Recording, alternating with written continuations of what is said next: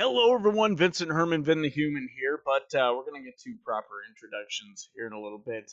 What I'm doing right now is a little intro for this episode to kind of ease you into what you're about to hear. And I got to get it done now, or I'm never going to get this out by the end of the year. I am recording this on December 23rd. So, what you're about to hear, preceding this introduction, is a recap of all of the times we covered the Allison Mack, Keith Raniere, NXIVM sex cult news story as it was developing while we were doing the show. Since then, Allison has done 2 podcasts, a sit-down interview full tell-all with, I can't remember the interviewer's name now or the podcast host, but it is a very in-depth look into NXIVM as a whole and Allison's entire relationship with them from beginning to end, and her life after. The podcast itself is titled Life After NXIVM. You're going to hear me mention it a lot during the second part of this. The other podcast is Michael Rosenbaum's podcast, Inside of You with Michael Rosenbaum, and that is the larger framework for the second half of this because at least 2 of us had listened to the entirety of that. I listened to all of Allison After NXIVM, and well, you'll find out how much Odo got.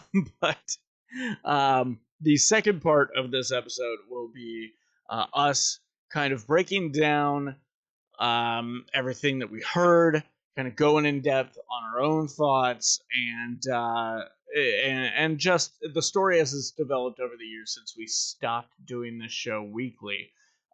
This is going to serve as our 96th episode, and I will go ahead and announce it right here. We are going to be finishing out through to 100. We have a plan for the next 4 episodes, and I like them.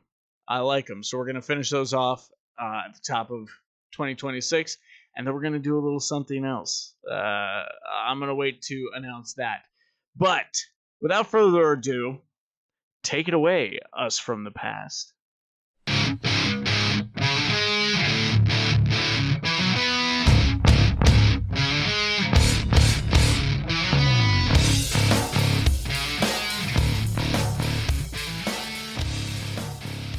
Something else that was coming up in my feed, and this is the thing that someone messaged me about before I actually looked into it, and then it started showing up in my feed because Facebook is watching everything we do.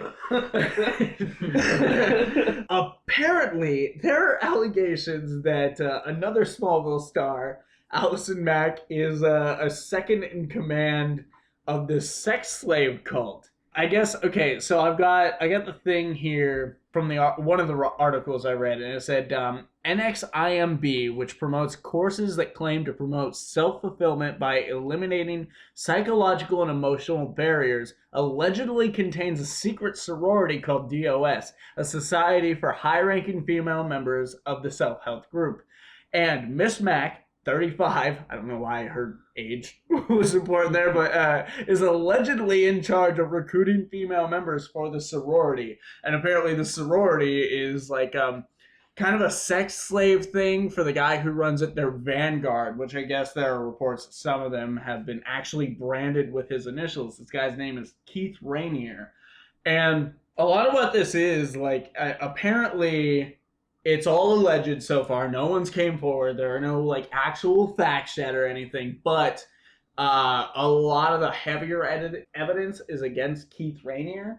And Allison Mack's website actually has this whole introduction that talks about like how she met him and he changed her life and stuff like that. Like this whole thing. Oh, wow. So she has a very deep connection to him at least. And, yeah, well, like, it'll be interesting to see where this goes. Yeah. Because, wow, like, holy shit, of all the things in this, like, Hollywood coming forward, like, world we're living in right now, I really never would have thought, like, hey, Chloe Sullivan is, like, selling women into sex slavery or whatever the fuck it is. It's not even really clear. And then I started looking at her, like, social media, like, her Facebook. She hasn't posted anything since June, maybe. And, like, her Instagram, like, anything from, like, recent months, like, pretty much this past year has been all, like, high-minded enlightenment type stuff. Not all of it. Like, every now and again, you get, like, the normal Instagram type shit. But, like, it's all just been, like, life is beautiful. And, like, and I was digging it. And now I'm thinking, I'm like, you're being recruited. Why? What are you doing? All right, but that's not even our weirdest story tonight, guys. We have an update on the Allison Mack sex cult allegations. I'm extremely intrigued by this story. Yeah. Again, lots of reading here. We all know sex cults come up a lot. Right. There have been 2 updates. The first is that Kristen Couric, fellow Smallville actress who played Lana Lang in the show, was also a member of NXIVM at one point. But she did state in a tweet, when I was about 23, I took an executive success programs at NXIVM. Intensive, what I understood... What? I copied and pasted this too, and it's just written weird. What I understood to be self-help personal growth course that helped me handle my previous shyness, which is why I continued with the program. Yeah, you'll get over your shyness, alright. I left about 5 years ago and had minimal contact with those who were still involved, which I think is kind of a shot at Allison. Yeah. The accusations that I was in the inner circle of recruited women as sex slaves are blatantly false. During my time, I never experienced any illegal or nefarious activities.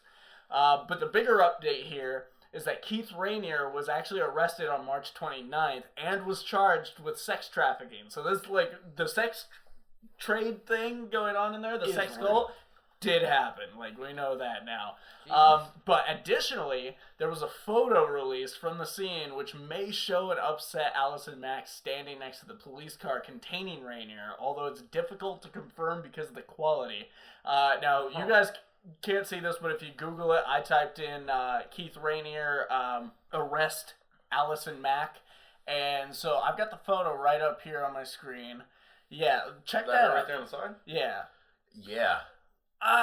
It looks like Allison Mack if she's had, like... She's got the jawline. She looks a little... But, like, her hair... See, it's the hair. She looks a little mad. But then again, when was the last time you've seen Allison Mack besides Smallville? She's on Instagram all the time. Oh, like, you keep up with her and everything? Yeah. I'm saying, yeah. Okay. She doesn't look that dopey, right? I was saying, she looks like this looks like somebody that's running the streets of Portsmouth. That looks like somebody who's been on a bender, for sure. Yeah. But here's the things that I think give it away is her chin, her nose kind of gives it away too. But anytime you see her hair is always done up and it kind of has this body that distracts from the rest of her face. Wow. I've put this up next to other photos and I still can't go like, yes, that's definitely her. It looks like her, But I think it could be, absolutely. And it keeps zooming. Enhance. For some reason. Enhance. No charges have been filed against Allison yet or anything like that, but apparently the police are looking into it. And isn't her initials with his initials are the ones that are branded? No, I think it's just the one. I think it's just Keith Rainier's. I've read in multiple that also her initials are on them as well. I haven't seen that in any of the ones that I've read. I read it in both the articles you sent to me.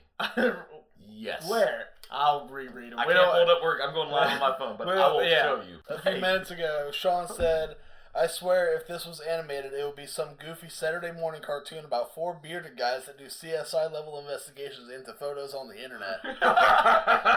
There's our new show. You're not wrong. What's it called? You're not wrong. The Beard Brigade? As Law and Order BVU. Oh crap! Hey, what's up, guys? Bearded We only handle beard-related crimes. Yes. What is that substance? It feels like beard oil. Dun, dun, dun, dun, dun. That's definitely coconut. We're going to go ahead and move on to the news. And the first thing we're going to cover is something Odell is really excited to talk about. He's been waiting all day to get this, and we have an update on the Allison Mack sex cult situation. In case you guys have missed it, we have kept you up to date every time something big has happened with this. And in case you were wondering, this also includes a wardrobe update, an accessory update, what kind of shampoo she's using now, and when the last time she clipped her toenails was. I showed you guys those pictures during the arrest. She's not using any fucking shampoo. That's for goddamn shit. No, I don't know about that. But yeah, when I shared this to the group chat, he was like, Allison Mack again? Are you fucking kidding me? We get it. She's kinky. Let's move on. Come on. Keith Rainier, the guy who runs the thing, he's in custody. He's in jail right now. The trials are going on. Allison Mack herself has been released, but she has an ankle monitor on and has to stay at her parents' house. It's a whole fucking thing. We've done episodes on it. Just look back in our catalog. Can't have sex with everyone if you're at your parents' house in your 30s. That is a really big understatement on this situation. But anyways, check out our other episodes on this. But basically, months after being charged with trafficking, sex trafficking conspiracy, and forced labor conspiracy due to her involvement with NXIVM, a recent indictment added racketeering conspiracy, which includes identity theft, extortion, forced labor, sex trafficking, money laundering, wire fraud, and obstruction of justice to the charges that were already against her. So she had like 3 huge ones, and then they just dumped all this shit on top of it. So she's going to jail. Like, if just one of these fucking things sticks, we'll never see her again. I don't know. She's female. She'll probably just get like 2 years. We live in a much different world now, though. Nope. Like, that is kind of an antiquated idea right now. No, it's really not. That bitch who hung a fucking toddler at the daycare, like rope around the neck, hung them. I heard about it. She got like 6 months probation. Oh, no. Yeah, Philip DeFranco was covering that shit. I remember that. I was so fucking pissed. That is not the way to start your day before work, because that's when I watched Philip DeFranco. And the lady has kids of her own and has been, like, caught up in abuse with that and all this stuff. Yeah, so tell me if that was a guy. Okay, if it was a guy in Alex Mack's situation right now, he'd already be in jail with a life sentence. Keith Rainier, the guy who ran the whole He's already in jail, right? He's in jail, yeah. Awaiting, like, the big trials and shit. And yeah, you're right. She's out on probation. She's supposed to be just as involved in all this shit as him. But no, she's out on, like, house arrest, basically. And okay, to all of our female listeners out there, no, I'm not like anti-feminist, misogynist, whatever the hell you want to call it. We believe you should be held accountable as equally in a sex cult as anyone. Everyone wants fair rights. Yeah. Okay? So if you want fair rights, it's all gotta be fair. The daycare thing versus this, that was on a lower level court system wise, and this is a federal case. Right. Like, this is a huge, like, big profile thing. And that's why I say she's probably fucking going to jail. Because this is not, like... I mean, when you mess with federal things like that, and not especially... to say, and we're not trying to make... The trafficking itself we're not trying to make a distinction what's worse. Like, both fucking things. Sex trafficking, like, terrible. Hanging a child from a balcony, terrible. But, like... Who's to say which is worse? We're not making that distinction. That's here. not our place to make an opinion on that. Yeah, we're just pointing out the facts. That is like a state thing, and this is a federal case. And so where that had a fucked up result and should have been worse, this is almost clear. Like, she's going to jail for a few years. And I know that there are counter arguments to men get off easy on things as well, with the whole like Brock Turner. Oh god, thing. no! Let's not even talk about that piece of shit. I was gonna say, because he's back in the news too. Again. I know. This is a nerd news podcast. You know what brings us into this every time? And we're going to make this, declaration. It's because it's Chloe from Smallville. Yeah. Every important cast member from Smallville has, gone on record for saying, if they were to do an animated version, an animated revival of the show, we're in. Not Chloe. I think you can go ahead and skip on that part. And so that raises the question: how are they going to deal with Chloe when they revive this show? Probably recasting if it's animated. They'd either recast her or kill her. Kill her off. Yeah. You know what? She moved out of state. She kept getting in over her head all the time, anyways. So it was to say she moved out of state for college. That's the easiest way. That is the easiest way. They never had a college years, did they? On that show, have you? They skipped it. They were just like, we're out of high school now, and the world's more important. None of us are going to college. We're out of high school now, and we're 30. That's kind of how I feel. Yeah. I graduated. Now I'm 30. That's got real sad, real fast. We got some news here, though, Vinny-wise. We're going to go ahead and drop our trailers and move on into the news. First story is an update on the Allison Mack story. Due to us having covered most of the updates involving this case, I felt it only right to set it to a close. Allison Mack, the actress best known for her role as Chloe Sullivan on Smallville, has pled guilty to charges stemming from her involvement with NXIVM, that is NXIVM, giving a teary-eyed apology in the courtroom. Obviously, sympathy play there. But according to The Hollywood Reporter, Mack's guilty plea means that she will avoid going to trial with leader Keith Rainier and other top NXIVM members, all of which have pled not guilty, and she will return home to her parents until sentencing. So that's just a quick update on that. Like I said, we've covered everything else. I figured we would cover this too. We're moving on. No point in dragging this thing down. All right, everyone. I hope you enjoyed that recap. Welcome to the episode proper. My name is Vincent Herman, Vin the Human. And to the box to my left, James Odell, Alpha Spectre. and right underneath us, I would actually like to remain anonymous, but it's already been given with my name tag. This is Boba Fett, Bob Collins. yeah, there's a little visual gag there for you if you're not on the Patreon. Hey, boys, wasn't that a lovely recap of the various ways our podcast has sounded over the course of Nothing in this world has ever made me both nostalgic and upset to my stomach at the same time. Yeah. Oh my God. When I listened to that first one, that first clip from episode 20 something.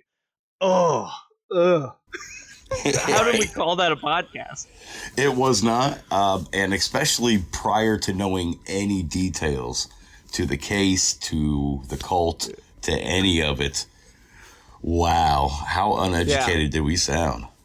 Oh my God. Well, I was mostly speaking to the quality of the recording, but you are correct, sir. Both of them. You are Now, there are a couple of things, as we kind of get into a little bit, that I do want to bring up that we kind of got right in a couple of aspects. Right.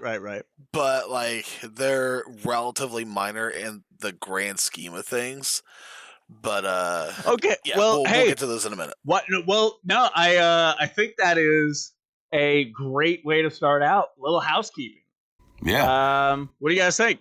We can either start with going over the charges and the outcome, which Bob pulled for us, or we can start with housekeeping. How do you guys feel?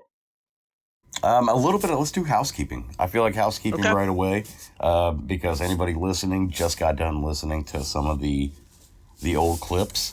Like I said, first and foremost, we are partially a comedy podcast, potty mouth comedy podcast. Well, we were a nerd news podcast. Yeah, but I mean, from jump, we kind of we throw some comedy in everything. We try to bring a little bit of light to even some of the darker things that we have to cover.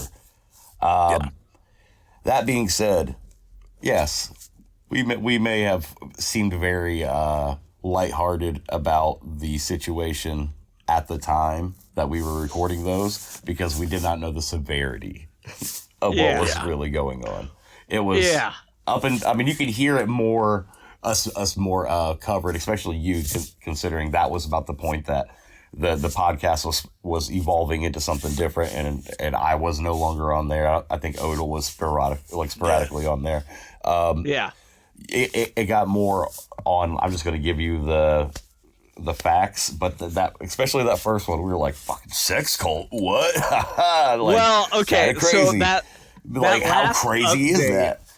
That last update, in the string of updates there, I was actually doing that episode with Vin, yes. So I was trying to just get through it, no details. He's almost 20. Yeah. He's going to be 20 next month. How old was he then? That was how old was he with that? That one was what, 2019 was that one? Oh wow. Yeah, so it was young. He would have been like 14. Yeah, I wasn't about to get into sex. He should already know what sex cults were. He should probably be in at least his third or fourth by that point. But we were doing it over Zoom, is how we were doing it back then. But before we get into housekeeping, I do want to say, like, I mean, we have all lived a lot of life in between our last episode proper. Which was 95. This is going to be 96. And I thought you meant 1995. I said, whoa, those. We've lived a lot of life in between that too. But this is very different people performing this podcast right now that you're listening to than the ones you heard through those string of updates there.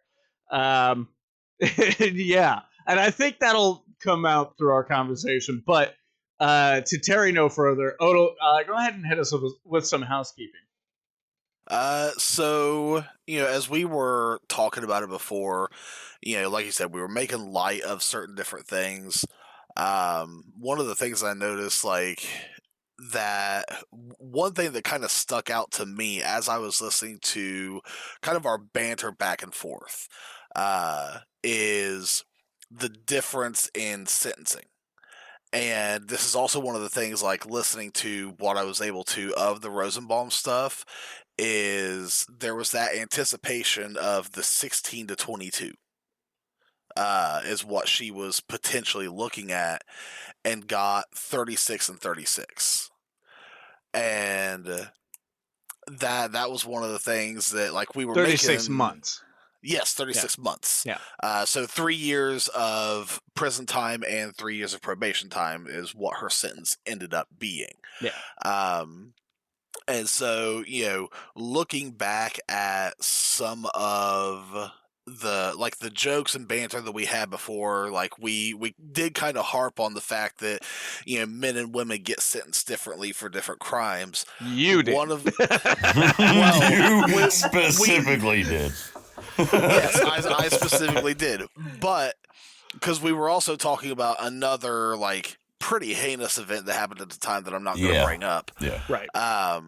But, like, in regards to this, it kind of, as listening to that and then listening to what her sentencing was in regards to everything that happened, it truly does feel a little light. Dude, that is actually a note of mine. I was going to wait until we get more deep into this. Right. Well, we can. We can. Right now, we're just doing the. Yeah, we'll get into that. But there were a lot of things that, and more things escaped me than I can remember because memory is shot. But we talk, we goof, and again, like you said, we try to make lighthearted in the face of a dark situation, especially now in today's age. We've realized you have to address that darkness or the light will never come. And so that's kind of what we're here doing today, is I feel like we're addressing it in a little bit more of a, I guess, grown-up way. But we do be goofing. We do be goofing. We're still us. Yeah. But at the same time, realizing what has happened and what not just Allison Mack, but all of these other people have went through, and what people went through because of her, is a lot more serious than a lot of the things that we were talking about at that point. Right. Yeah. Okay. Before we get too deep into conversation, Bob, go ahead and hit us with the facts of the sentences, the charges she faced, the charges that she was charged with, and her specific sentencing. Well, Odell kind of did the sentencing, but hit us with what you got. He touched on it, but there's actually a bit more inside of the sentencing. We'll start with in April of 2018, the initial charges for Allison Mack. We can go into Keith Raniere momentarily if we'd like, but we've kind of been sticking with Allison since she's the one that's nerd adjacent. Yeah, he'll come up, but yes. Yeah. 2018 April, she was charged with sex trafficking conspiracy, and forced labor conspiracy. And then 1 year later, in April 2019, her plea deal was racketeering and racketeering conspiracy. At the time, she admitted to using coercion and extortion to obtain labor and services from two women that wanted to remain anonymous. At that time, she also rolled on Raniere. And then she was finally sentenced in June of 2021. Like Odell said, she got 3 years in federal prison, 3 years probation. She also had 1,000 hours of community service and a $2,000 or $20,000 fine. But the outcome of that, she only served 21 months and was released in July 3rd of 2023. She was released under a Trump-era law called the First Step Act, which allows early release for people with good conduct. And evidently she was very good while behind bars. Thanks, Obama. Thanks, Obama. And on the flip side, though, Raniere was convicted of all charges and is now serving his 120-year prison sentence. Hell yeah. So some justice was done. Good. Yeah. Okay. So let's get into it. I was not able to put together like a point by point, like what I wanted to go through. Yeah, like a bullet point list. Yeah, I wanted to, I really tried to put in that effort. I was trying to make the time today, but I had to work today, do the stream, and then jump right into this. So I've got the notes that I've got. Yeah, they're in your head. But I guess what I want to bring up first, something that we definitely, I don't even think we thought about, let alone acknowledged, back when we were covering this before. And again, we are going to stick more with Allison, like you said, because that's kind of been the thing up until now. That's where we were at the whole time. But that's also kind of something that I want to kind of push back against a little bit in a way, is the fact that there was a lot more going on, and we didn't know at the time. The Vow wasn't out yet. None of these podcasts were out yet. And we all listened to the Michael Rosenbaum. There's a whole thing up top that I did before the intro and everything. But she wasn't the only one perpetrating a lot of this stuff. She was very high up. But the way this thing was structured was basically like a slave master MLM. Mm-hmm. It was almost a pyramid scheme, because they what it was there was an initial 8 girls who formed DOS. Allison Mack being one of them, started the whole branding thing. Wasn't her idea, although back when we were reporting on it, I think she had taken responsibility for it. Yeah, but she had lied about that. Turns out that was not the case, and there are other people to corroborate that. So I'm inclined to believe her on that, because other people are saying so as But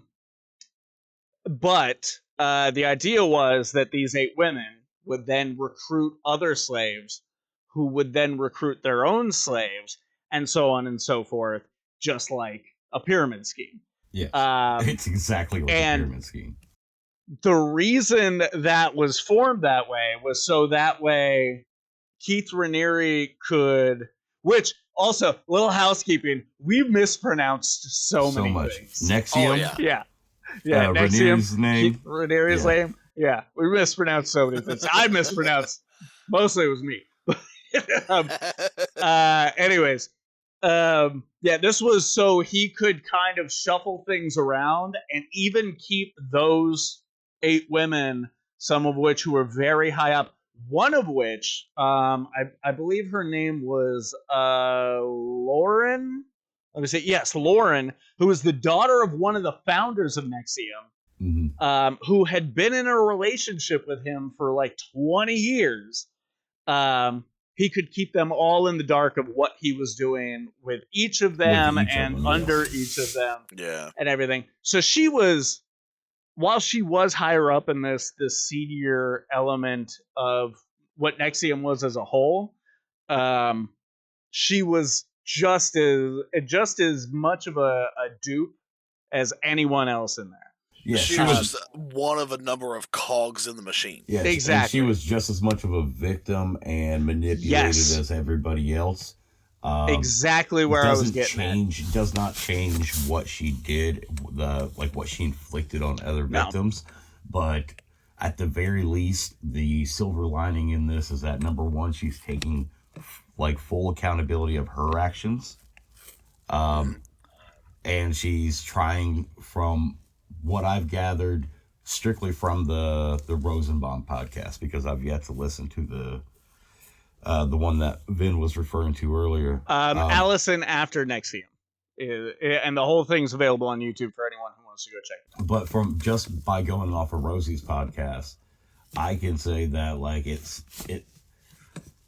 I'm still very conflicted on how I feel about her, but she's at least trying to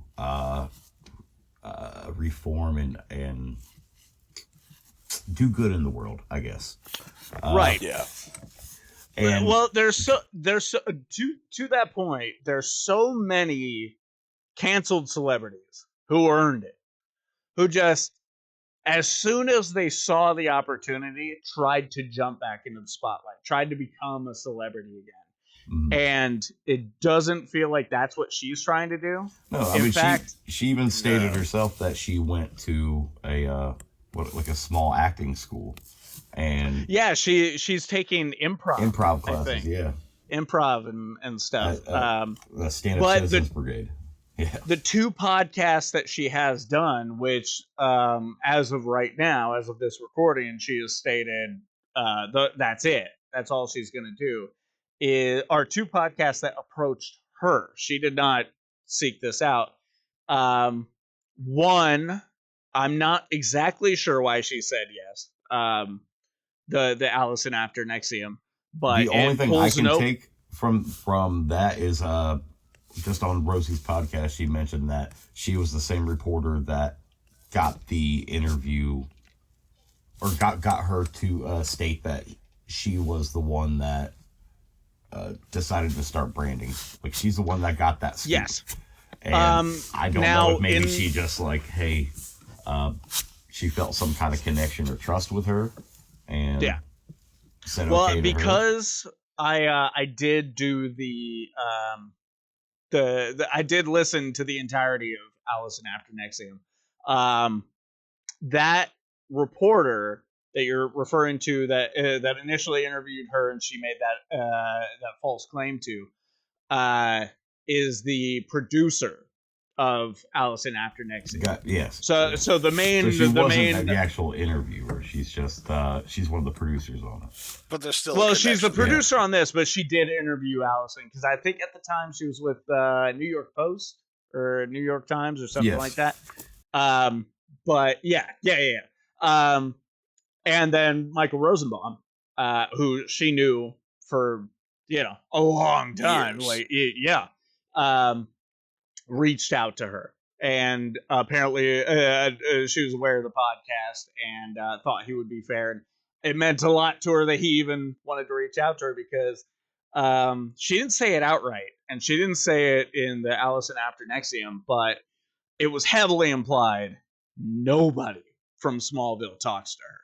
Nobody. She never from said it Smallville. outright, but she said that Rosenbaum was the only person from her life prior to NXIVM that reached out to her after the fact. And one thing, there were multiple. No, go ahead. There were multiple times that you tried to reach out to her. I didn't get a chance. Well, yeah, I mean, she never tried to get her on this podcast. There were multiple times during like what I was listening to that she kind of re-emphasized the fact that even like after getting out and in current day that like 90% of people that she knew prior are just gone from her life. Like there's very little, her parents, Michael, like there are a very small tight circle group right now. Yeah. And so I could imagine. And I wouldn't even. Go ahead. I wouldn't even consider Michael Rosenbaum a part of that circle. He reached out. He did the interview. Who's to say what the relationship is moving forward? But like this is just like it's such a weird situation. It's like Michael Rosenbaum has made this platform for people to use as therapy. And I'm not going to say he used it to give her an apology tour because that's not what any of this is coming off. He also had, I can't remember what her name is. I had it written down and I set that piece of paper down, so I'm not leaving here to go look for it. She was one of the main, I hate to say main players, but one of the main players in the Val documentary. Yeah. She has done Rosenbaum's podcast, so it's not even the fact that he's showing like favoritism towards Allison just because they were on a show together. Which I just want to say real quick, how awesome is it to have seen Michael Rosenbaum's evolution from the beginning of that podcast to now? Fantastic. I'm like, oh my God, Fantastic. he's legit. Yeah. Like, he's actually a legit interviewer who's looking for all sides and no judgment and just down the middle. Like, I like it. He's gained a great reputation in the last almost 10 years now. We love you, Lex Luthor. 2016 or so that he started. Yeah. Oh, and we've been there for every moment of it. We reported on the podcast started. So it's and the fact that he's now a well respected podcast, like to people outside of the fandom, is it's a great thing to see. Just saw him in Urban Legends during our spooky season last month. So it's been so long. It's so crazy to see that young kid, that young asshole kid in that movie being the man he is now. So that's my that's enough sucking up to Rosie. There's never enough. No. But it doesn't seem like she's on an apology tour. It doesn't seem like she's trying to reclaim her celebrity. There's a few points that kind of made me feel icky. Okay. I have some notes, and we'll talk about it once we start kind of breaking down a little more inside of that interview. But unless you want me to bring them up now, what better segue? I don't know. It just kind of felt like she was stepping around, really apologizing, but by the end of it, I feel like it was. She probably wasn't apologizing to or addressing the victims in a specific way because it might impede on like her plea deal. Like it could implement her in like some of the sex crimes that Raniere was really like slapped with. So being like, guys, I'm sorry that like I helped brand you and try to pull you into it. Like, you know what I mean? And not only that, but it's not great to just to put something like that like out there, but at the same time it still felt like she was being like, hey guys, I'm not a bad guy. Like the term bad guy was brought up so much, and like just because the fact that she's not a bad person inherently. Doesn't mean that she didn't do some bad things to people that will permanently be there for them. Well, And, now, while I do have to push back on that a little bit, because she did acknowledge that. She said she very much acknowledged several times that, like, what she did was terrible, and acknowledged that there were victims other than her, and she never even called herself a victim. I think she may have one time, because did she? But I might have forgotten. In her right, she has full right too. She is a victim. Yeah. I do remember. And I'm not saying that talking about being a victim as well. Yeah, and I'm not saying that. Yeah, and it was early in that interview. Okay. But I'm not saying that she didn't do it, or she didn't say all those things. But there was one point where he specifically said, like, "Is there anything you want to say to any of them?" I found it. That was the point that I was like, okay, like she does have like she does have the right idea here. This is not the platform to address this. Yeah, this is not the forum. That was the turning point. I was wanting to bring that up a second ago. Yeah. She said, "This is not the forum that I want to do that on." And real quick, before it leaves my mind, going back to what we were saying just a little bit ago about the people that was in her life prior that just kind of dropped her. You got to remember, a lot of those people that were in her life prior to NXIVM, she tried to pull into NXIVM throughout her time there. So some of those people might feel. I want to add on to that.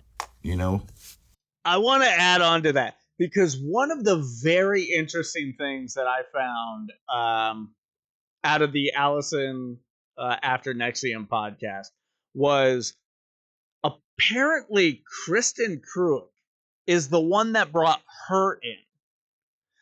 Now, this was long before any of the DOS stuff happened. We should acknowledge, because it said in both podcasts, she was a part of NXIVM for 9 years before any of this type of stuff started coming up. And this sort of thing started forming in NXIVM because Keith Raniere's longtime girlfriend was dying of cancer. Yeah. And this was his way of breeding not one, but multiple new versions of her to kind of carry on her legacy. That was the twisted idea in his head. So for the longest time, NXIVM might have been a scam, might have been a little culty, but it wasn't nefarious until like 9 years into Allison being a part of this. And then that's over 3 years, shit got real dark. So when I say Kristen brought her into it, I'm not saying Kristen was like, hey, come get Brandon and all this other shit. No. Kristen is the reason she started doing it. Yeah, to the early versions of NXIVM, which I can't remember. It's been literal. It was since the release of the Val documentary since I've seen it. Yeah, but Kristen Kruick did some like seminars or something. And was like, these are great. And to their credit, and to the victims' credit, Rosie has said it multiple times on this podcast, not just on that episode, but multiple times. And I said it to Britt while we were watching that doc. I said, "Yep, these early stages, dude. Like, I get it. It's good advice. It's great advice. But that's how I'm very much into true crime. Yeah. That is how cults start. That is cult 101 type of stuff there. It's there is a point in my life they could have got me. They could have got me. They could have got me, dude. I feel like at some point I might have dropped hey, you like some Battlestar Galactica stars and Smallville stars, dude? I am there. Are you kidding me? I get to prove myself, and I get to hang out with Allison Mack. Yeah, baby, let's do this. Let's do this cult. And they pull up in a white van, just make these things, and you guys just hop right in. Yeah, it's like the free puppies. Yeah, no, yeah. I totally get it. Yeah, I think we've had this conversation in person as well. After Odell, did you ever watch The Vow? I have not. You have not. Okay. I mean, if you listen to Allison After NXIVM, like, you don't really need to. It's a little added extra, but it's definitely from a point of view. Yeah. It's told through a very specific lens. Yeah. The vow is told through multiple point of views from multiple members of the cult. Yeah. Gotcha. Whereas Allison After NXIVM, there's a skew of righteousness sometimes in some of the comments that the host makes, but for the most part, 90% of that podcast is down the middle. This is what happened. Here's the people who were involved in it. Here's the people telling you. We couldn't reach this person, but here is a transcript of what they wrote, you know. Stuff like that. It's very in-depth, 7 episodes. Very good. This shouldn't be an ad for that podcast, but it's a good one. You know? But if you are intrigued and interested with this story, I haven't checked out that podcast, but it's I already saved it. It's in my queue. Yeah. We are just three middle-aged white guys on the internet trying to make up for the terrible way we covered this in the past. Yeah. But also, Odell, definitely check out the vow if you are interested in it, dude. Because get the podcast, try to get as much of this story as possible because it is a crazy, multi-layered story. No more Mighty Nine. And there's a list of celebrities that were part of this, but the stories of the people that people don't know their names are just as crazy. Right. It is. It's very wild, dude. It's a good job. Check it all out. Get the full meal of it, and then you'll feel horrible afterwards. Right. I do want to point out real quick. We have about 7.5 minutes. Okay. Before this section cuts us off. Yeah. All right. Now we're recording again. Okay. Where did we leave off? Sex cults. Sex cult. Sex.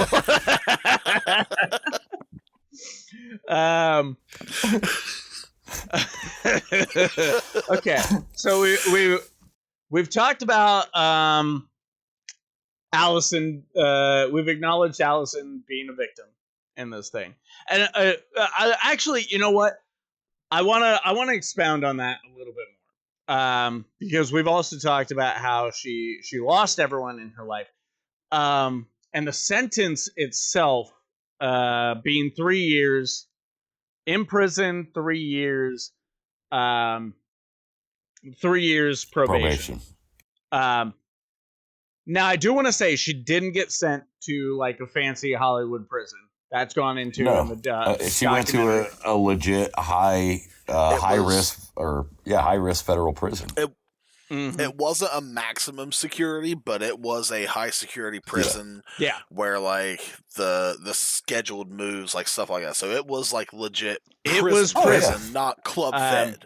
However, like, you know, whatever implications, because she's talked she talked very much in length about that in Allison After NXIVM. Whatever your mind of prison is, not exactly what she experienced, and I don't know if this is different for women's prisons versus men's prisons, or just this prison in general, but she felt very protected.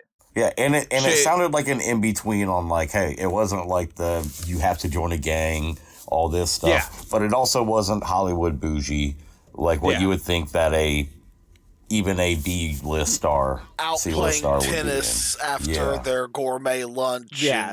You probably couldn't get away with being an asshole either. You'd probably get your shit rocked. But, so... and it sounded like she made a connection with a lot of those women in there, and they obviously impacted her in a positive way for her to want to continue to work with prisoners and felons after they get out, you know. Well, she even talked about there's a lot of people that she wants to like reconnect with and talk with once her probation period is up, because like legally she is not allowed to. Yeah, she's not allowed to communicate with other felons. I gotta say, points with me as far as it goes towards like her wanting, because there's no necessarily glamour in that, you know. I mean, because of her celebrity, yeah, media is probably going to follow it, but wanting to work on prison reform and wanting to work hand in hand with prisoners, that's not easy work. That's you know, that's not a day on set. You know, that's some real shit, and also real training that you have to go through to do that, real, you know, education that you have to get. And if you step out of line unethically, and I mean, because we mentioned she's lost everything up to this point, this could be the last straw. You know, you step out of line ethically there, you're done. Yeah. They're not going to have you back. There's no reapplying. You know, it's not like being a cop and you could just go to a different precinct. No, you're done. I mean, she doesn't have the opportunities for roles, things like that, but she's not like, she doesn't have nothing. She's married, she has a home, but she's not seeking the actress life anymore. She said she misses it, but that's not what she wants. Her exact words is that she feels full, or she feels filled, or something like that. And right now there's no space for it. But I do want to say, she doesn't have nothing, but she lost a lot. And I think that's where I was getting at with the prison sentence, because on top of breaking her down psychologically, that cult also took all of her money. Now, okay, this was a note that I made, and I'm going to give us the opportunity to take it out here if we want to, or should we just listen? Because it is public knowledge. It's out there on the internet. Do we want to talk about what the collateral is that she handed over? Because I do know what it is. I have it. The collateral. I don't have the collateral. But I do know what it was. Do we want to state that? Sure. Like might what as well. She essentially paid and all that? No. The collateral in which she gave to Keith Raniere.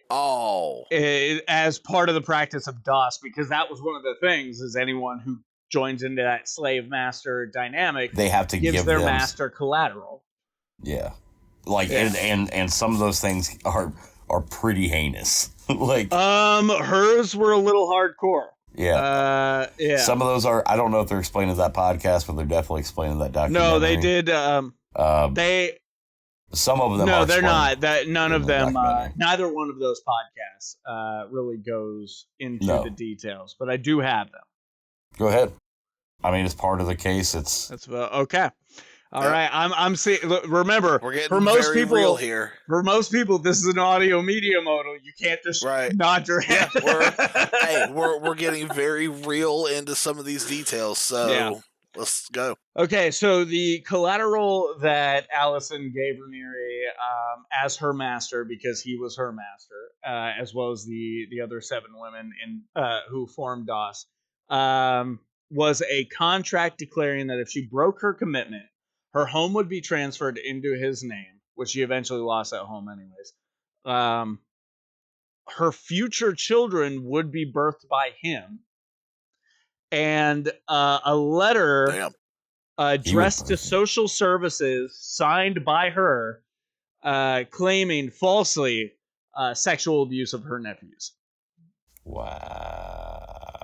So that is what she had to give to prove her fealty to this. And that was what was hanging over her head the entire time. And the SA stuff is definitely believable, that she's not the only person that was in DOS that has claimed that they were. I'm like 90% sure there's another woman that stated that in the doc, that or some kind of abuse to her child. Yeah. Now I do trying to be more responsible and grown up and doing this whole podcast thing. Stating my source is the New York Times. So do with that what you will. That's where I'm getting this from. So we all know the New York Times can't be trusted. So I mean, talking to so she served less than 3 years. I think she did 21. What I got pulled up was 21 months. Yeah. Yeah. So just under 2 years. Yeah. So there's that, but there's there's so much more served here than is what it was on the court docket. I just hit my microphone. Sorry. But good job. So I don't want to not acknowledge that, because it did cost her more than just time in prison. Yeah. There's some stuff she may never repair. Yeah. Well, I mean, she even said that this whole thing is likely going to keep her in therapy for the rest of her life. But and wouldn't it all of us? Yeah. But also made the comment that there's plenty of other people in that same boat because of this as well. Oh, absolutely. Right. And it's for her. That's probably a hard thing for her to grasp and come to terms with, is the fact that a lot of those people, either she had a hand in inflicting that trauma, or at the very least brought somebody in that brought them in. She had some kind of hand in that trauma. So and that's a lot of weight that she's going to have to live with for the rest of her life. Yeah. That's like the step in AA where you have to kind of go and do your apologies like that. She won't never be able to fully do that, not only for herself but for them, and that's a shame, and there's nothing either of them can really do about it. So. Well, and then there's another point of respect that she kind of earned from me. The whole we were talking about it earlier. The whole not wanting to use the medium of Michael Rosenbaum's podcast to do her apologies is, how many times have we seen a bullshit apology done publicly, either on social media or in a YouTube video or on a podcast, and here she is stating it's her, because she didn't just say, I'm not going to do that here. She kind of expanded on it a little bit by saying, that's something for me to do one-on-one with them. Yeah. I don't think that was her exact words, but that's generally what she was saying. And yeah, I mean, I can't put any other qualifiers on it, I think. But that's respectful to me. I think that's better than just saying it on Lex Luthor's podcast. Not to be diminished, but we haven't had a laugh in a moment. So. Well, so if we do want a little bit of brightness brought into this, there was something, because one of the comments that I made is I wanted this whole thing to be called The Secret Life of Allison Mack. Which it will be titled. I wish you could see my notes and I wasn't recording on a potato, because the title of my notes is The Secret World of Allison Mack. So... and it's because, during all of our recordings before, and apparently I never did say that, it was always made me think off mic the then. one show. It must have always been off mic. Yeah, because I know I brought it up, that because there was the show, The Secret Life of Alex Mack. Yeah. And so I know I mentioned it before, but during her interview with Rosie, she made the comment about, becoming a liquid puddle. Dude, I remember that.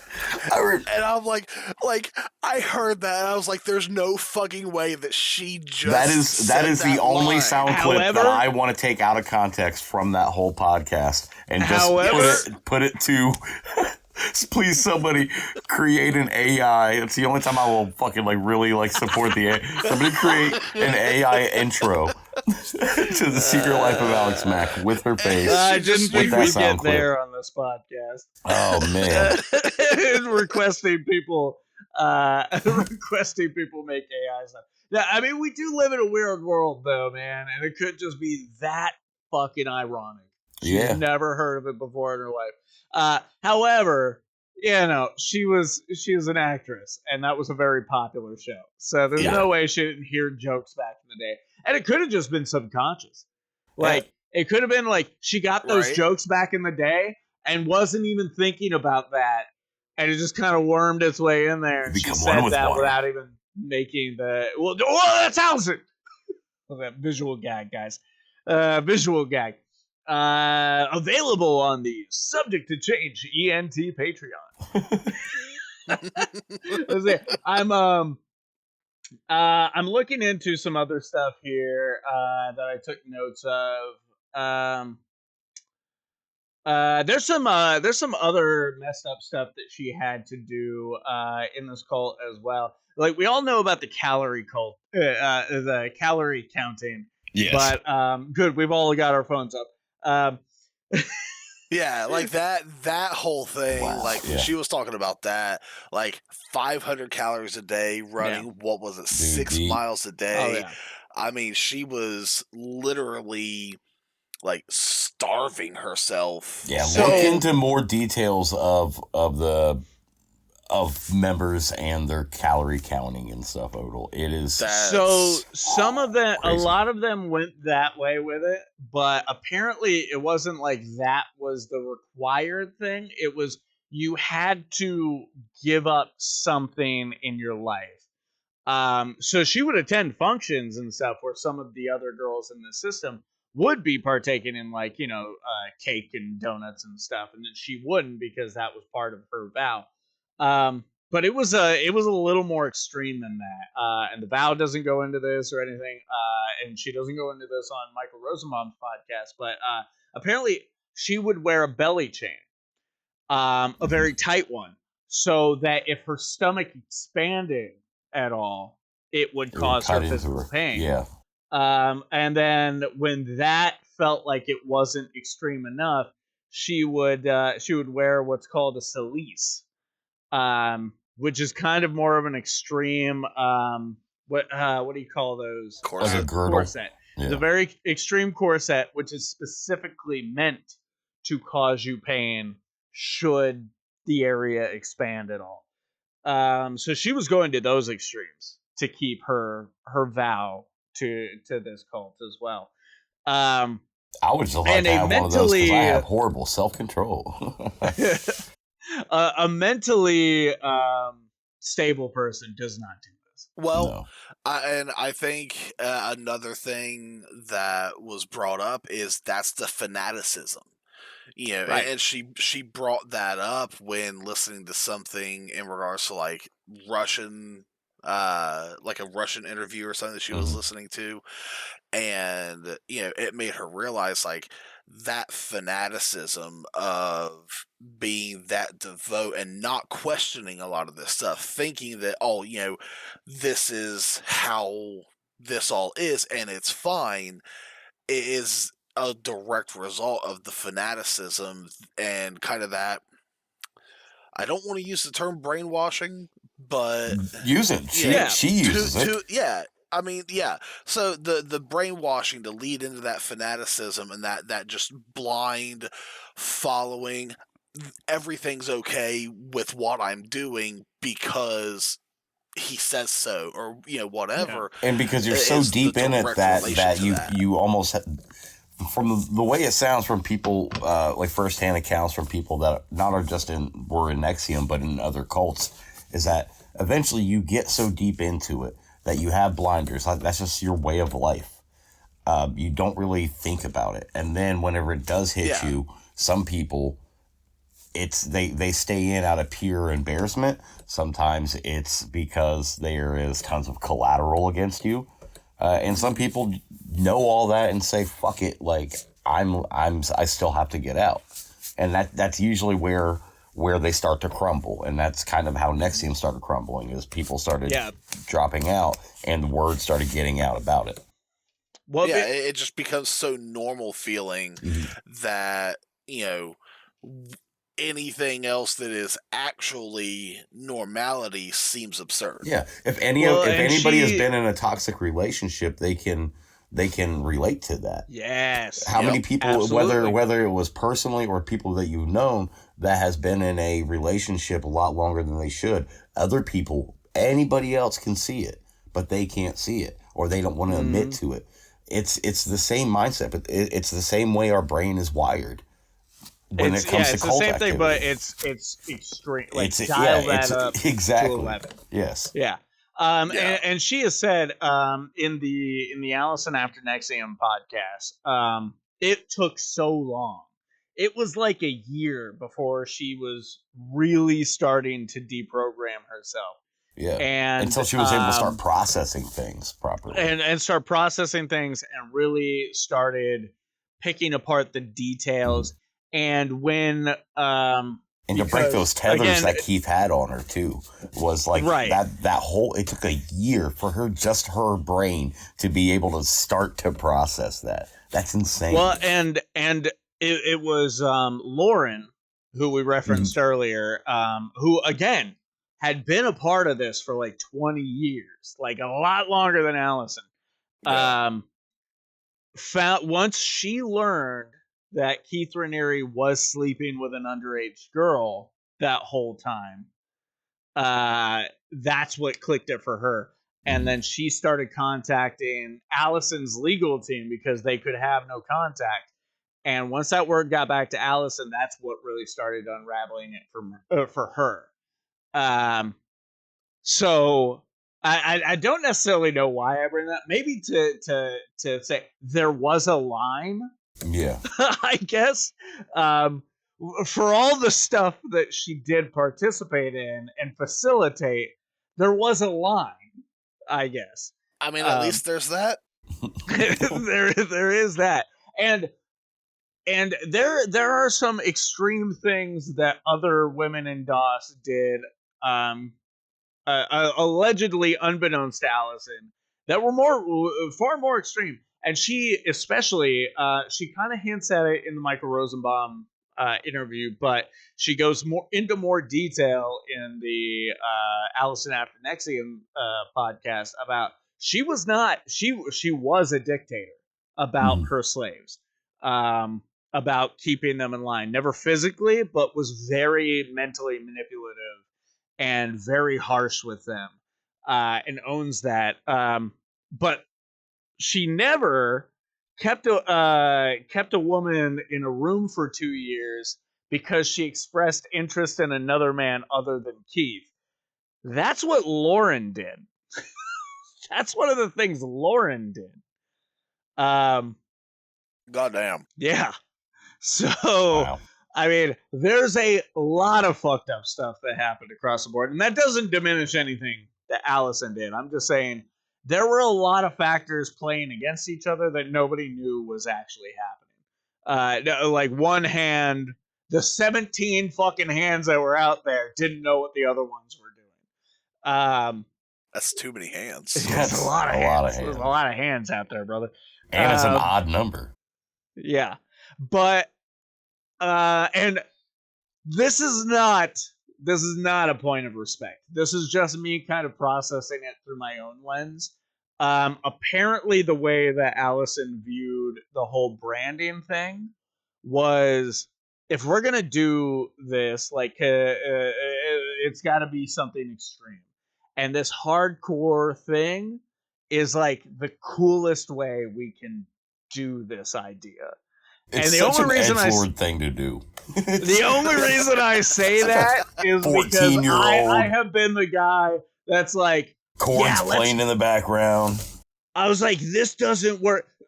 Odo, I don't remember if you were on set for Sweded Die Hard for this, but I gave Travis a panic attack while we were shooting the roof stuff, because I wanted to stand on the edge of the building to get a certain shot, to just get that shot, you know. Mm-hmm. And he was like, "We don't have to do that. You're putting yourself in extreme danger." I was like, "No, I'll have the hose wrapped around me, and we'll have you guys off screen, or like out of frame, out of shot to like, you know, pull me back if it needs to go down that way." And he was like, "Absolutely not, dude. I won't shoot it. I'm not fucking pointing the camera at that." and stuff. So I'm like, but this is the coolest way to get the shot. So again, it doesn't excuse anything, and it's no like points to her with me on that, but it's like I can kind of understand that mindset and like add indoctrination onto that, and like sure, I can see where somebody can get their minds. Is a huge factor. Oh yeah, I can see where somebody can get their minds there. Yeah, you know. Fucking bring up Jackass. The way we even started making videos and movies. Fucking Jackass. Bam Margera branded himself with a dick. You know, just for the bit. Another way to think about it too is so. You get a tattoo or something like that. You can have a tattoo removed. It costs a lot of money. It sucks. How are you going to go about removing a brand? With a bigger brand. You can. You can do it with tattoos, which Allison has since done. This is something they talk about in the Allison After NXIVM podcast. But you kind of have to wait because that sort Scar of thing tissue. takes a long time to settle into the skin, to stop being like bubbled up or anything like that. It takes years. I put cigarettes out on the top of my hands when I was 13. The scars took years to not be like extremely noticeable, bulged and everything. To kind of be a part of the skin. Burns are a completely different type of scar tissue. Right. Yeah. And so eventually when that settles, you can cover it up with a tattoo. And so that is what she's done with her brand. Right. But you could go and get a tattoo and get it removed, 2-3 months later. A brand is there for a much longer period of time before you can really do anything about it. So I can see how that would interpret within that indoctrination and everything of this is a much more long-lasting show of obedience or what have you. Now, while we're on the brand, another piece of housekeeping I want to bring up, and I can only say this confidently because I've listened to that Allison After NXIVM, because she is not the only one who says it now. The brand does not contain her. Yeah. That was one of the first things when I listened to our old bits, our old clips, was like, oh yeah, dude, that was one of the bits of misinformation we had out there. Yeah. It does not contain her initials. It was purely conceived of by Keith Raniere. It is his initials. And the interview she did, oh my God, the interview she did where she took credit for the brand, so full of lies. And it's not even just about the brand, but there's so many things she said in that interview just about everything, and turned around and she got in trouble for that. She did that on her own thinking she was protecting things, and they were pissed at her for that, for doing that interview and saying the things she did and trying to take that heat off of Keith. That got her in trouble big time. So I mean, I just want to publicly state, Keith is such a fucking nerd. Oh my God. Such a nerd. That's how cult leaders usually are. They're pathetic fucking dorks. And Jared Leto was just born to play him, dude. Born to play him. If he gains some weight, yeah. And you know he will. You know he will. Oh yeah. And you know what? Jared Leto's already doing a little method acting on the whole cult thing. He tried to start his own cult. Let's not forget that. That might be a Jared Leto movie I pirate. Dude, that's 100% one. I won't do it. I won't do it for Morbius. Nope. I won't do it for Tron Ares. Nope. But I might pirate that one. I agree. Okay, since we're speaking of weird motherfuckers, dude. Allison Mack's husband? Finding out about Allison Mack's husband blew me the fuck away. And the fact that those two people are now married and as a couple is a documentary in itself. Now he speaks on the they interview him for the Allison After NXIVM. I don't think Odell's gotten that far. No. In the Rosenbaum podcast. Her husband, she met at a dog park, and they had both seen each other's documentaries, but didn't realize who each other was. Yeah, didn't realize they had seen each other in those documentaries. What? Now we know what Allison's was. His was because he used to be a neo-Nazi who kidnapped and beat the shit out of people, only to find out that he was also Jewish. Before you even get to for finding out he was Jewish, neo-Nazi got sent to, what was it, juvie or prison or something? Oh, he went to prison. Yeah, had a small American History X light story going on where he befriended two people of color that had a flaming swastika tattoo on his neck. And then got a job moving furniture by a Jewish man who knew what this man looked like, what he was charged for, and he was like, I don't care who he is as long as he doesn't break my furniture. So this old man and him had a relationship, and then eventually found out just a couple years ago that he's Jewish himself by doing 23andMe. What? Yeah, and he's completely reformed for that. He was in a documentary that Steven Spielberg did called The Hate in Us or something like that. Yeah, which I want to see that documentary. I am now very intrigued. Yeah. Yeah, but I haven't watched it. There's no way neo-Nazi in a sex cult. Yeah, dude. Yeah. It's crazy, man.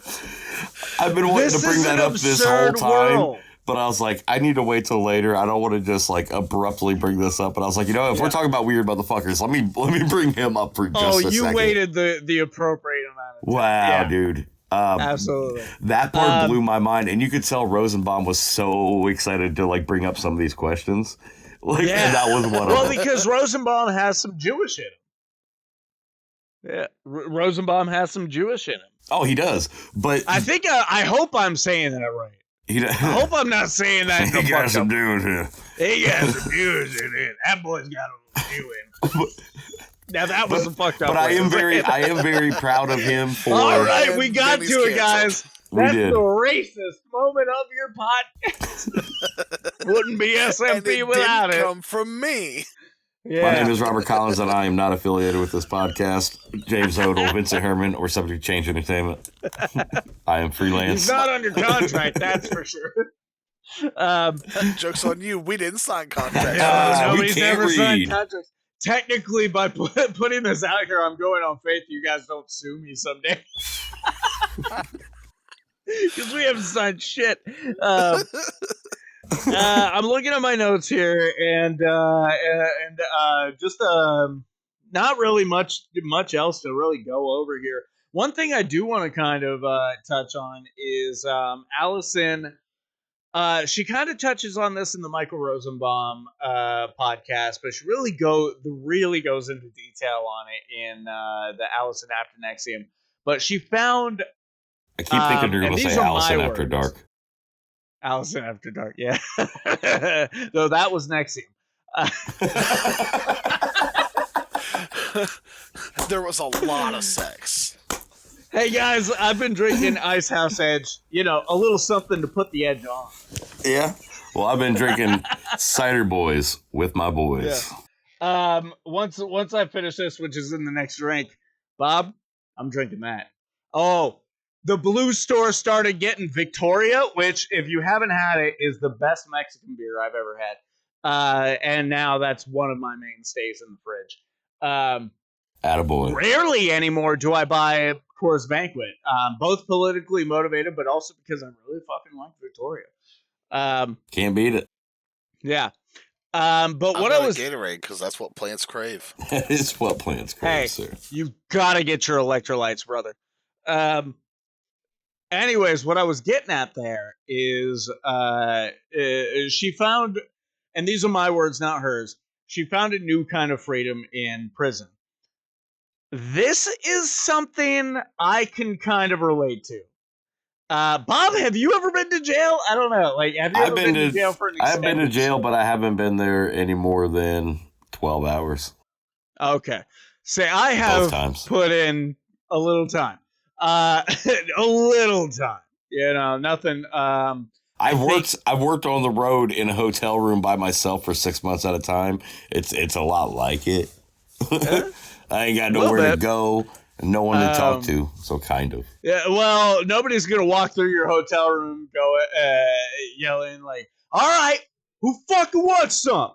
Have you ever right now? Because I'm the new swinging dick in this fucking place." Have you ever been to Macon, Georgia? That's exactly what the hotel was like. Okay. There was a man passed out halfway in his room and in the hallway, snoring at 5:30 in the morning. I laid a bottle of water by him before I went to work. That's the kind of shit we had. Continue. So I just saw the 6-minute warning on the thing. The time has elapsed for me. We can jump out and I can go ahead and start a new one. So I'm just gonna jump back into the point I was making there. Or the thing I was getting into, whatever you want to call it. But because of the time that I've spent, not in prison, however, I've known more than enough people who have done that time and heard their stories and everything. My time in jail was enough to kind of relate to this because, in a way, it was a break. Like, don't get me wrong, it sucked. I would have rather been out here. I had irons on the fire. I had shit going on. But it was almost like stripping life down to its bare necessities. Yeah. And I was trying to start up a relationship at that time. Not the one I'm in currently, but like another one. You were saying it kind of fell war. apart because huh? I thought you said relationship. I was hearing race war for a second. I was like, Jesus, was it that bad in there? No. No, it definitely was not. But it was kind of a fucking break from everything. Don't get me wrong. Like I said, you had people walking through going like, hey, I'm the new swinging dick. And I was just me about it. Like, I was like, whatever, man, that's your fucking business. I'm reading a book over here. I wrote 3 sketches while I was in there. Like, I'm sitting on my bunk, reading, or sleeping, or doing whatever. You can be big dog. That's fine. Yeah. I'm like, anytime a movie was on and we were like, okay, we're starting from the beginning, I was down there by the fucking shit. I already knew well enough about, like, hey, you trade your meals for some commissary, this, that, the other thing. So I was playing in all that. I just kind of fucking plugged in, man. And I was like, hey, this is where I'm at for a while. And then like you were meant to be there. It's like it was in my blood. But yeah, man, like I kind of get that sentiment, that like, because for me it was a break. It was like, I mean, aside from like, how long is this gonna last? I'm kind of let go of all responsibility right now. It's just be here and do this. And I guess my version of being an asshole, what a lot of people in the circles I run in would call being an asshole, is just being a guy in there. Yeah. Because I didn't change shit. I didn't change shit when I was in there. You're just an asshole. I mean. Yeah. So I guess I kind of relate to that sentiment that she made there. Again, my words, not hers, of like finding freedom in prison, but like everything she expounded on in that podcast kind of like suggested that was a place where she could find a way to like kind of make peace with some of the things that were in her head. Not peace with everything she'd done, but like kind of get shit straight, Yeah. Well, I mean, you gotta think there's nothing but time, to internalize, compartmentalize, like deal with these different bits and pieces at a time.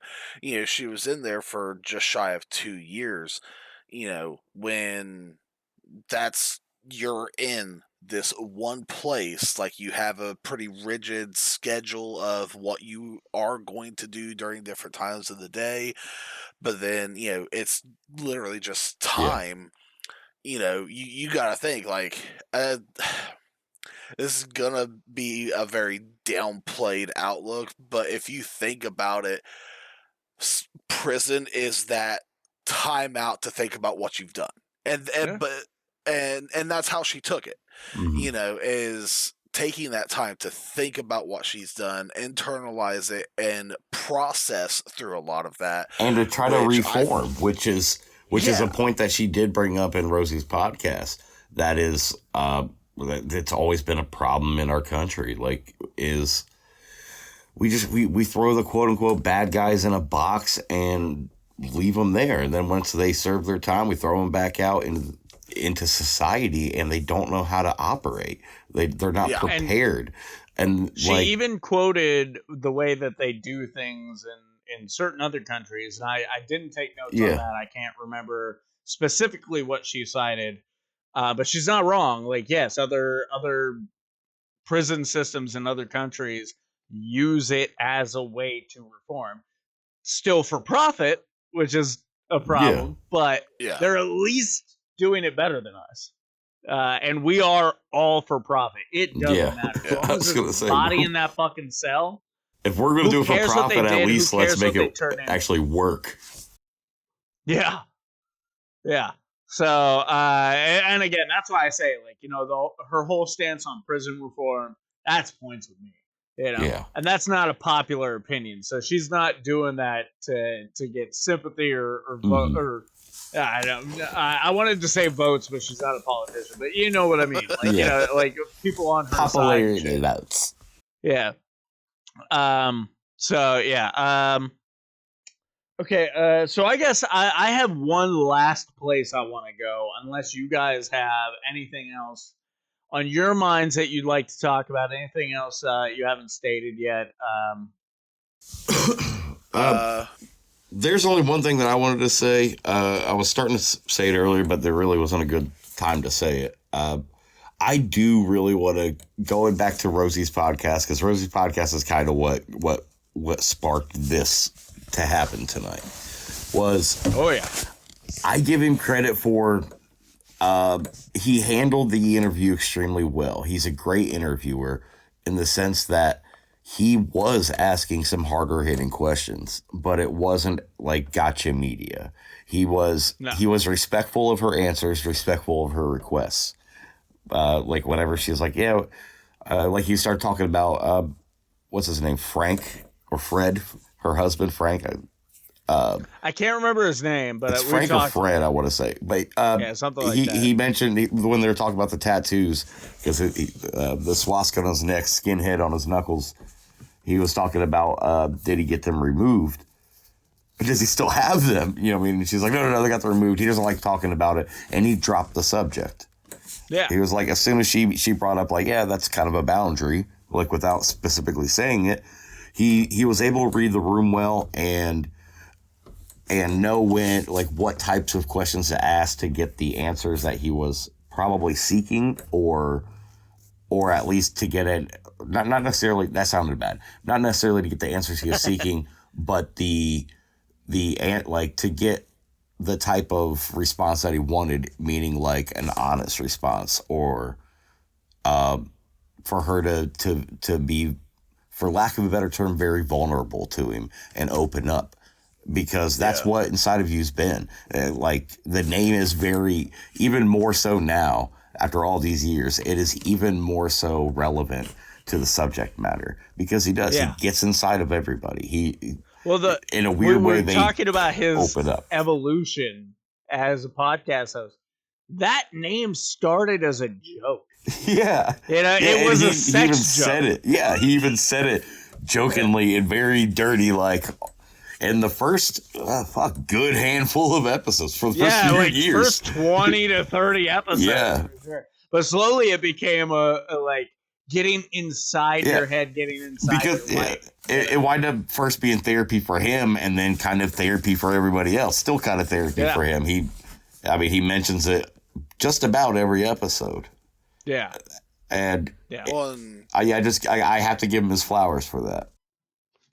Absolutely. There was one point, one of the questions that he asked that partially surprised me that like he just straight up asked was like asking her if she ever thought about committing suicide. Yeah. Yes, this is something we haven't talked about yet. Yeah, there was that moment. Her, like, she was very like real with her answers, that there were times that she had considered it, but what her response to that question and why she didn't, it really kind of resonated with me, and in that sense, to where like I think we've all kind of been in that headspace where it's like, well, I could just jump off of this balcony. Yeah. Life is just in such a shitty state. Granted, we've never been caught up in a sex cult scandal or anything like that. We've been close. It's irrelevant. We've been close. Irrelevant to the point you're making, though. Right. Acquitted. But never convicted. But, what she said is it would be easy to just end it there and not have to deal with what comes next. But then she wouldn't know what came next. Yeah. And that to me was such a big phrase, just in and of itself. And I personally resonated with that a lot because, you don't know what tomorrow's going to bring. Jumping off that ledge and having several friends who have made attempts before and have lived through it and now are so grateful for the life that they do have, looking back on everything. But you never know what that next day is going to bring. And I don't know, like that little segment right there, like that was I feel like that had to be a hard question to ask and answer, but I feel like that little segment right there was for lack of any other kind of phrase, like it was a very beautiful way to put it in my mind. Yeah. If you stop there, you'll never know what comes next. Oh, absolutely. And I feel like we've all been in very close situations where, in an alternate timeline, we did make that choice, or somebody that we know close to us has made that choice. And it is one of those things where in the moment it feels like everything, but looking back on it after the fact, like you do become grateful for it. Yeah. Yeah. I know I've definitely been there. And it's always been the stubbornness of going like, and maybe it's the self-aggrandize, like, the self-centeredness in me that goes like, oh, what a shitty way for it to end. What a crappy way for it to go down, and not even knowing what's without using the same and words. And then somebody's got to clean up the mess. Without knowing, and how am I going to be a pain in someone's ass even after I'm gone? Yeah. It's one of those things where I was like, why would I do it now? Let's let this play out. I'm probably going to die by my own hands in a different way. Yeah. in a non-intentional way. I am committing suicide, just at a very slow rate. I got too many comics to read. There's a lot of good video games out there. I can't do it now. Exactly. Why am I the bad guy in this? We have more podcasts to record. Yeah. We got to hit 100 episodes, and then I'm done. And then he's just checking out the big sleep. That's it. The big sleep. No. If you're in trouble, seek help. Or just think about your family and friends. Yeah, that doesn't work for everybody. Wait, but family and friends. I'm glad you brought that up. You want me to do it quicker? You want me to think about my family and my friends? Shit. That just accelerates everything. Yeah. Bob, don't think about the podcast. Have you met my friends? Have you met my family? I know I'm one of them. Met these assholes? I know I'm one of them. Shit. I'm glad you brought that up. I'm glad you made it that far in the podcast. Yeah, I am too. Because that had kind of slipped my mind, and that was something I did kind of want to touch on, but I neglected to make a note about. Yeah, that was also an interesting moment, and it wasn't played as a sympathy thing. It was very matter of fact. He asked the question. She gave a very immediate answer. They didn't stay on it too long. Yeah, you know, it wasn't. She expounded on it and kept going and kept going and kept going. You know, it didn't play as like I want sympathy here. It just played as here is the answer to your question. Yeah. So I guess the way to wrap this up. There's two ways to wrap this up. We get brand ourselves. Well, there's two final questions, and I'll let you guys decide. Do we do the real one, the getting real one, or do we do the funny one first? We do. I'm gonna do both. Get real one. Close out with humor. Close out with humor. Okay. Absolutely. All right. So now that we have taken in all of this, we, through years of updates of this, whether on the podcast or not, 2 out of 3 of us have seen The Vow. 2 out of 3 of us has listened to the entirety of the Michael Rosenbaum podcast. Odell only. I don't think this is stated earlier. This is Odell only. It's very on brand. It's very on brand. No pun intended. That Odell didn't finish the homework. Yeah, it's like high school all over again. However, where normally he would have had like a week or so or more to get up on it, he only had like 3 days for this. We really put this together quickly. Yeah. But and then one of us did the extra homework of the Allison After NXIVM, which is also on brand. Right. Every time I try to not do extra, I pull myself right back in. If anybody knows the last podcast on the left, you are 100% the Marcus Parks. Yeah, like Travis will get that reference. He will. Travis, we miss you. That was mainly for Travis. Do this episode. That was mainly for Trav. Quote: I have no interest. You know what? Just like Rosie's podcast, I love the honesty. Yeah, I have no interest in the subject. But yeah, where do we land on our opinion of Allison Mack? Because again, at the beginning of this, and let me give us a little bit of a lead into this. At the beginning of this podcast, we stated how we've all changed. There's a stark difference to not subject to pod, but that's the other one. That's dead now, I guess. But Sorta My Podcast, in the beginning, when it ended, and us now. There are 3 completely different sets of people. We have also talked about her husband, a reformed neo-Nazi. And when we first started reporting on this, pretty much all the way through reporting on this, we were very much, oh, fuck her. Without barely any details. We were all like, fuck her, burn her at the stake. And we were in the midst of the beginning of cancel culture at that time. We were already. I feel like we were already pretty well into it. This is already beyond. Well, when we first started reporting on it, it was really the beginning of that cancel culture, and then Me Too started happening and all that stuff. So us now, with all this new information, with this, with all these new details, things being corroborated by other people saying the same things that Allison has said, the acknowledgement of her victimhood, time served, all these things. Where do we land on this? Bob, you were pretty eager to get in on this. So, Bob, what do you think? I'm eager to get in because my brain has Snapchat memory. It disappears after viewing.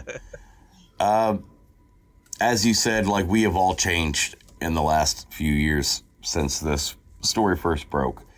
I have not only seen, but am personally experiencing different forms of watching people, like, reform from their former selves. A lot of that is MAGA supporters. I've been seeing a lot of people that are finally, for lack of a better term, seeing the light and Bob, realizing... we said we wouldn't get political on this one. We always get political. Yeah. I work construction, so it's primarily people that are felons, high school dropouts, ex-drug addicts, people that are undocumented. So a lot of these people I spend many, many, many hours with, like more time than my family, more time than my out of work friends. I've grown to know these people. Some of these people literally have racist tattoos. Some of these people I have heard say racist things. They're not bad people per se. They do bad things. They have been wired throughout their lives to learn this behavior, to learn to be hateful. So having the personal experience of seeing so much like personal lives of people that on the outside I would instantly be like, fuck that guy. It's definitely changed the way I listened to people. The way I listened to this podcast, that interview with her, I wasn't just listening to what she said, hearing it, and just being like, whatever. She's trying to suck up. She's trying to get back in. She's trying to get in people's better graces. No, I actually stopped and listened and try to become more empathetic and put myself in that situation. I've stated just on here, they probably would have got me. NXIVM probably would have got me in the beginning. And who am I to say that I wouldn't have been so deep in? Because full transparency, I have been in relationships and have witnessed relationships that were toxic. So I have the experience of having those blinders on in that moment. It's hard to... It's easy to sit out on the outside and watch a documentary or hear an interview and point out all the red flags while they're being presented to us in a very dramatic sense with very dramatic music. It's a whole other thing to hear someone's personal story, to actually remember that these are people. These are people that wake up every morning. These are people that make decisions every day that who the fuck knows where they'll go. Some of these decisions after the fact are very obvious. And trying to just separate my initial response, my initial reaction, my initial emotions towards the information given, to trying to separate that with the empathetic side of me, the sympathetic side of me, is a constant battle, especially with cases like this. I can definitely say that my perception of her has changed. I am still very conflicted on how I feel about her, but it definitely leans more on the positive side and hopeful side. That's it. Okay. Odell, what do you think? He hit a lot of really good points as far as starting views and all that. I've witnessed so many people change over the course of a lifetime that I've known people, and an example that I use a lot is you, Vin. I have watched so much personal growth out of you over the past decade. Absolutely. that you have become such a different person, and you've even admitted to seeing that change and making that conscious effort, and you can see that change. You can see that different outlook in people when they're making that conscious effort to become a better person, when they realize the shitty things that they've done and they hold themselves accountable for that and move forward to try to be that better person each day that they wake up. And it's not going to be like flipping a switch. It is literally a work in progress every single day. And I feel like like I said, I have seen that in you. I've seen that out of a lot of my friends. But I feel like after listening to what I have so far, and I am going to finish this episode of Rosenbaum's podcast and look more into this, but it seems that she is genuinely trying to atone for what she has done in what ways that she can, working with, and trying to help with prison reform for prisoners, going so far as to work on getting degrees to help pursue that career to start helping people, because and teaching acting, that was something that we never touched on, but she's using her acting skills instead of trying to get back in the limelight. She's teaching new generations. Yeah. She's taking those steps to try to be that better person, regardless of how people look at her and how many people are just going to condemn her for what she was a part of, and not give her the chance for redemption. She's still going to move forward and try to persevere past that and try to make amends, make a better life out of what she still has ahead of her, and use her time and her efforts to help make other people's lives better. And for me, I feel like that is probably one of the best paths that she could set herself on in order to even start to attempt to make up for what she's done. And that's a very hard phrase to say because of how heinous a lot of this whole thing was. There really is no making up for what was done. You can only try to be better and more conscious moving forward, and it seems like she is genuinely putting in those efforts, and I do commend her for that. Yeah. And she probably punishes herself as much as anybody else could on a daily basis. Of course. I'm not giving her sympathy over the fact, because if somebody got drunk one night, belligerently drunk, got behind a wheel and killed somebody, they would still have to face those charges. They would still have to live with that for the rest of their life. It's a completely different example, but the basics are still there. She legally has paid her price. She will forever be paying a price, though, not only to herself but to other people, and that might be irreparable. But finding a way that, like you were saying, to be able to move past that and to kind of build something, mold something from the tragedy, from the trauma, into a positive thing. It's very much a phoenix from the ashes type of thing, a butterfly from the cocoon type of thing. Yeah.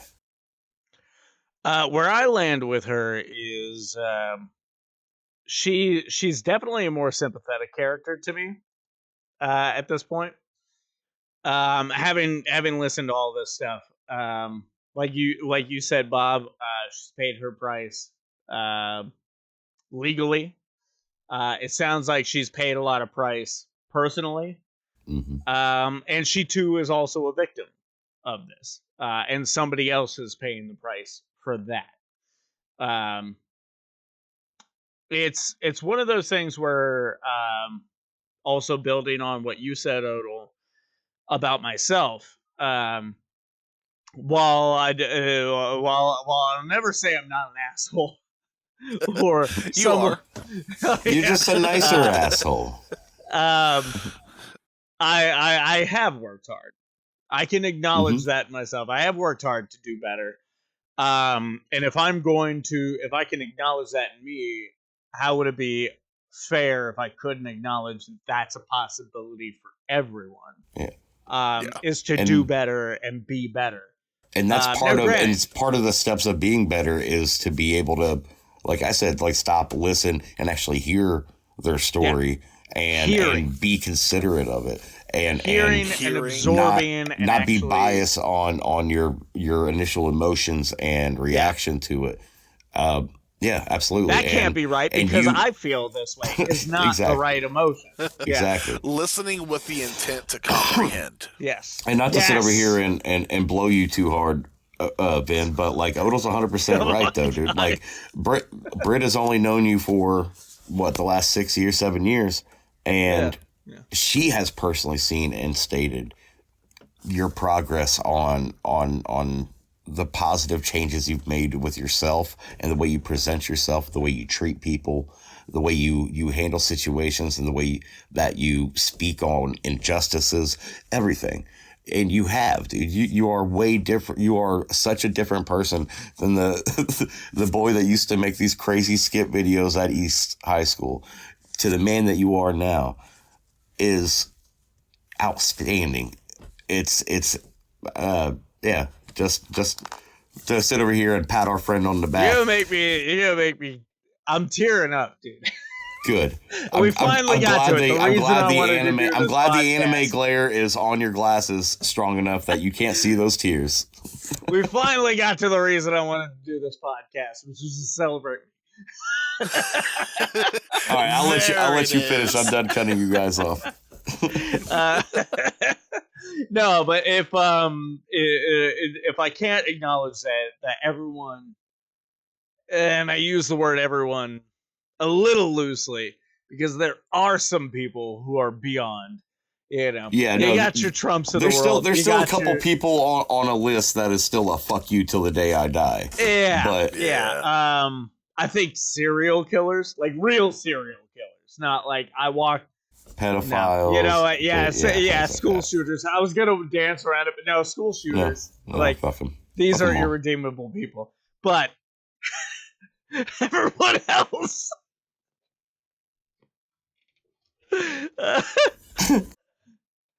All right, guys, that's been sort of.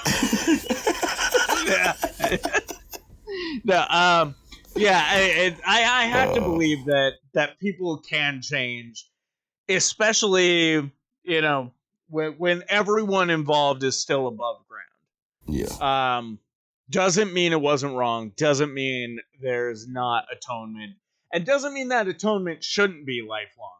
But it also doesn't mean that we have to, crucify these people for the rest of their lives. Starting, and this is not something I say too often, starting out making sketches, there are a lot of fucked jokes I made. One of our first sketches with STCWW has a trans joke in it. And it's not a good it's not like a fucking kill them all, they're freaks kind of thing, but it's not good. It's transphobic as hell. Yeah. And we lived through a time where that could have gotten me ostracized by almost everyone I knew. Oh, yeah. There's a lot of people I know for sure would still be on the no, fuck that transphobe train. And here I am, fucking pansexual, because I finally came to terms with the fact that I'm like, yeah, you know what? Doesn't matter what the equipment is. There's a vibe that I'm into, and that'll get me, and I'm finally fucking out on that. And maybe that's where the stupid transphobe joke came from. But, we've changed. People change. So people are allowed to change. Exactly. So I have faith that she is going down the right path, and that I don't think this is going to turn around into being a bad thing. I hesitate to use the word it's leading towards a happy ending because I don't think that's applicable in this case. I don't think there is a happy ending, but I think there is a happy medium. And I think it's going in that direction. And I hope she gets the opportunity to make amends with those people personally, one-on-one. And if they don't accept it, hell yeah, that's That's their prerogative. That's their right to say, no, fuck you, forever. They're the ones who suffered under it. We didn't. Yeah. But to close this out, I've got one final question. Again, a phrase I hesitate to say, but I'm at a loss for a better one. Yeah. Let's end on a fun one. I'm pretty sure they heard that a lot. For a lot. Finally, Oda learning his stripes. Anyways, oh god. So since we've been reporting on this, a little before we started reporting on this, there had been talks that a revival of Smallville in an animated form was in the works. Yeah. And all of the cast had signed on, but Allison. And then we found out about things. And we even made the joke, don't think they're going to be including her. However, with this Michael Rosenbaum podcast under our belt, her on a personal, private apology tour, and we don't know how many other Smallville alum. Is Kristen already said she would come back for it? Oh yeah, they've all, and this has been this has never died down in all this. I should state, I don't think at any point I stated. However, the dates for when we recorded each update is on there. I think we started reporting on this like 8 years ago. Yeah. And never since has that rumor stopped. And even in recent episodes of Michael Rosenbaum's podcast and also Talkville, they've talked about the wanting to get an animated version of Smallville, of a Smallville revival off the ground. So with all these elements at play, let's say they get it off the ground. Do you think Allison's coming back? Do you think they're putting Allison back in there? She moved out of town to go to college. What are we thinking? I don't think so. I think it'll be too much of a risk for studio. That's what it would be on. Warner Brothers, so that'd be on HBO Max. That would be under James Gunn. Well, okay, let me think about that. Okay, Bob, you gave me the perfect segue here. Now, if it's under James Gunn's umbrella, he has personally went through public scrutiny, and bounced back from. He might be more sympathetic. It's a possibility. Yeah, in this world where Kevin Spacey is back, where Bill Cosby is out of prison and on a comedy tour. Yeah, he went on a comedy tour when he came out, so people were paying money to see it. Who again, it was not his fault, but he did get canceled for it and technically murdered someone. Yeah, is back to work. Yeah. In this world, just based on that, I'm not going to say it's impossible. Removing everything else. Let's say she's unapologetic. Yeah. It's still not impossible. But given the nature of these interviews, given the nature of the work that she's done, given the nature of the time that she's served, let's say she does pull down. I would say, I think she could pull down an endorsement from Michael Rosenbaum. Yeah. Just the way that interview ended. Yeah. And that could have just been him being nice, but he does that post-interview little thing. What about Tom? Sound like he was really. I feel like the big heavy hitters that you would really want that I think the studios would listen to would probably be Rosie and Tom. Rosie and Tom, maybe Kristen. Well, Kristen went off and did her own thing, so you'd have to. Oh God, why can't I think of her name? She played Lois Lane. What is her name? Erica Durance. Yes, thank you, Erica. Erica Durance. Erica Durance might be another one because by the end she was like the third. But I don't think it's impossible for her to pull down Tom. And then again, like you said, especially with Rosie's influence. Yeah, and then like you said, James Gunn has went through his own thing. Yeah, and he may, have given all evidence and given endorsement from the right people. Michael Rosenbaum being a close friend of his. It's not impossible. It's not. It's very possible, actually. Yeah, honestly, it's more possible in my mind now than it was whenever you first asked that question. The more I started working it out. Oh, yeah. Because we all said, no way. Yeah. But here we are. And here we are at the end of this return podcast. And now the end is near. See, I was thinking we're not at that part. We're not that far yet. We're not that far yet. We got some talking to do after we're done recording here. Mm-hmm. We'll save it for after the pod off mic.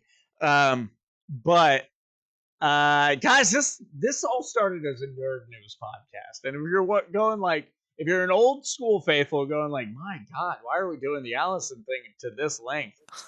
One, it's because Chloe from Smallville, but also it's because we covered it so much and in such an immature and unprofessional way. Not to state that this was professional, but an immature and unprofessional way that I felt like it was only right that with all this time and new information and everything, we come back and do it again. And less alcohol. And just kind of close the book. This is the last time. Definitively. I don't care what happens. This is the last time we come together on Sort of My Podcast and talk about Allison Mack. What if there's news that breaks that she joins the cast of the revival of Smallville? Can we talk about it? I'll send you a voice message, and I'll be like, I'll send you a text. Do with that what you will. We will talk about the revival, but we won't mention her at all. Yeah. We'll just say the sex cult chick. That should drop it. But but we wanted to do this special, somewhat retrospective, somewhat, kind of housekeeping, somewhat thoughts on the current developments and stuff. And I hope you guys enjoyed it. Me personally, just sitting back and thinking about how this podcast, the newly recorded portion of it, has gone. Damn, guys, we became podcasters. We kind of did. We gave each other room to talk. Yeah. We barely talked over each other. I am very proud of us. Also, minimal alcohol was involved, so that helps. Minimal alcohol. I'm not even done with the second beer I opened. Dude, I have had one 12-ounce hard cider of Brittany's. Yeah. Normally, I'd be four or five deep by now. One poppy and most of a bottle of water. Yeah. So that's how I go hardcore on a Sunday night. Yeah, baby. We've all grown a little bit. I'm still short. Just a skosh. I'm still short. Yeah, you're both short. So everything has changed as far as socials go, but let me see if I can do a comprehensive. None of mine have changed. Yeah.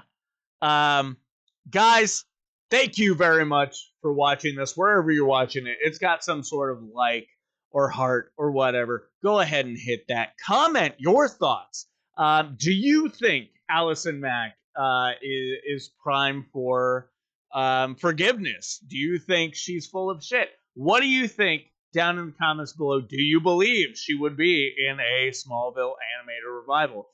Leave that down in the comments below. But more importantly, subscribe, follow wherever you're watching this, and sharing. This has never changed. Since the beginning we started doing this, this has been a crusade of ours, and it has never changed.